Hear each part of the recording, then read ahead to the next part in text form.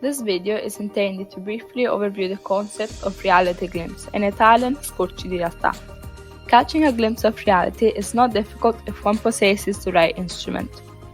The question is more related to how one makes use of it. Let's see what we need to take into consideration. Its usage in the various contexts, for example, political, social, and cultural implications. Photography as an introspective means of communication. Last but not least, photo technology and its business and economic implications. The thought of just catching a glimpse of reality feels like a genuine for my brain. My passion happened gradually. Mom often takes us on a natural excursion where one can admire natural beauties like the path of gods along the Costiera Amalfitana. Photography teaches new things and enriches one's experience. Beautiful as well as those less appealing things can be expressed through an image. And I believe this makes people more knowledgeable, generating a sort of cultural accumulation. Now let's have a look at some of my points.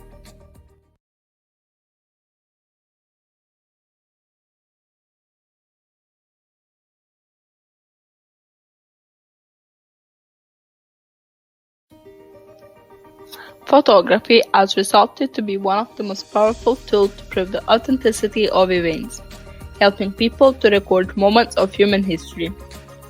History shows us that its implications can be disastrous if it's wrongly used. During the Nazi and fascist periods, photography appears to be one of the most powerful instruments for those whose intention is to influence populations. With an accurate propaganda, governments succeeded in making people believe what they wanted. The Nazis used propaganda to win the support of millions of Germans, and to facilitate persecution, war, and ultimately genocide.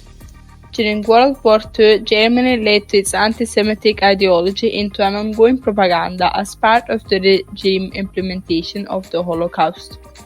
The power exerted by a photograph was also used by the fascists in Italy.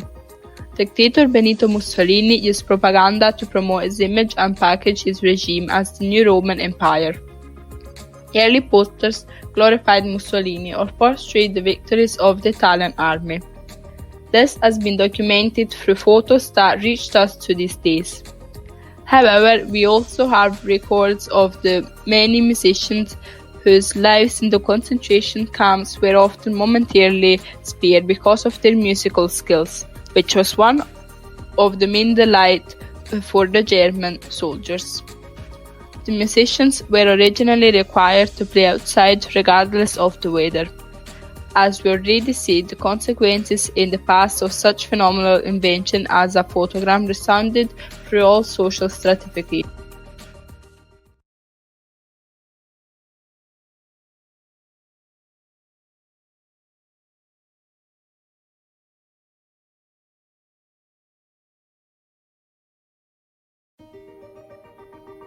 Writers like Giovanni Verga, who was one of the most famous authors of the Vedas, transferred their enthusiasm for photography into their scripts. Like all other Verisi of the time, he attempted to balance photography and literature by incorporating its principles into their writing. Using a camera can be a powerful instrument of communication, often in a religious context. The art of realism and the birth of photography were always connected. They both sought to create images of the everyday world.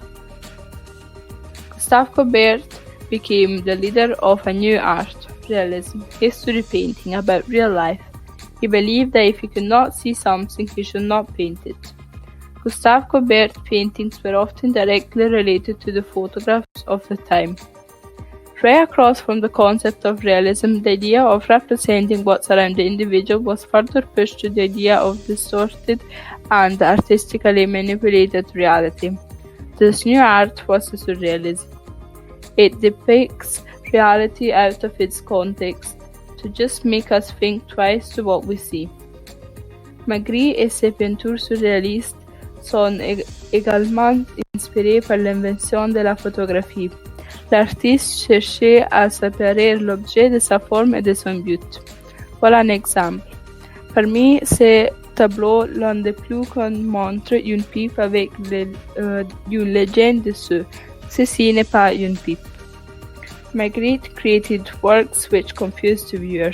His work is a mirror of the reality which he imagines and feels.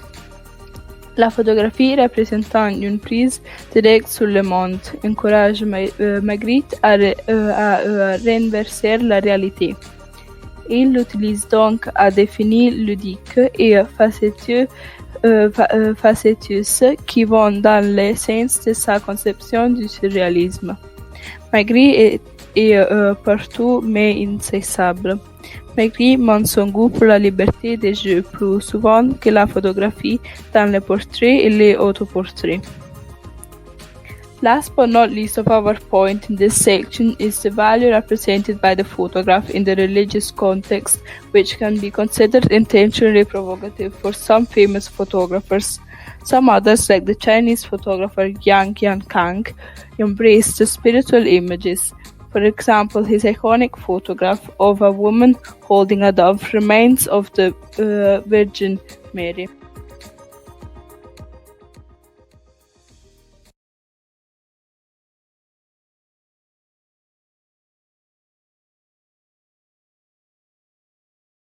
Many business and economical studies have also shown a great impact of photography. Many countries have invested in the business of photography, for example, Japan. However, with the advent of new technology like incorporated cameras into smartphones, Japan's economy felt its negative impact. Of Japan's digital camera makers, only one posted sales and profit growth in the most recent annual period, Sony. The digital camera market declined to 19 million unit sales in 2018. Over 400 million smartphones were sold globally in the same year. The word photo comes from the Greek word for light. When light passes through a small hole, it projects an image similar to a drawing onto a wall. The image always appears upside down because light rays cross when they pass through a hole.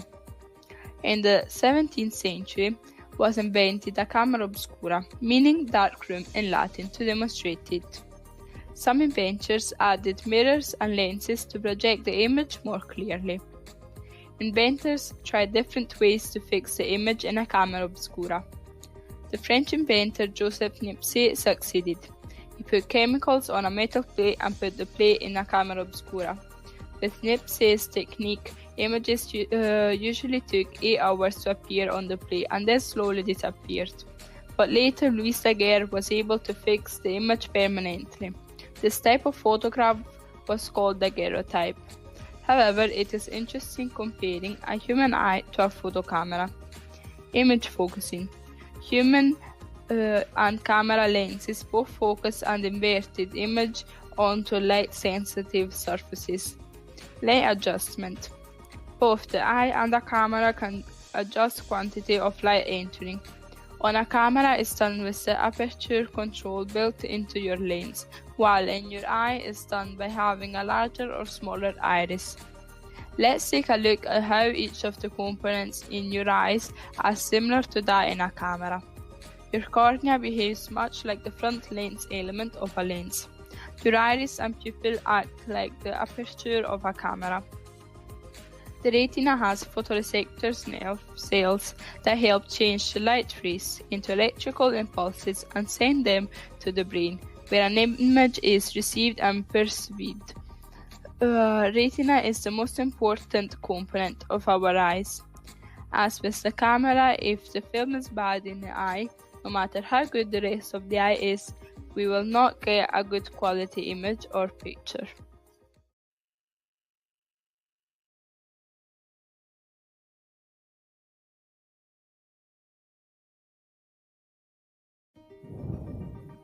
Nowadays, cameras are a key point in the sports sectors too, which allows many to enjoy a good football match from home. But how? Here are some potentials that came true thanks to the investment in exploiting this invention. Photo finish, a close finish of a race in which the winner is identifiable only from a photograph, taken as the competitors cross the line. Hawk-eye, it is a computer system to visually track the trajectory of the ball. VAR, it is a form of technology that assists referees in forming errors, goals, penalties, red cards, and mistaken identity. So, I hope you enjoyed it.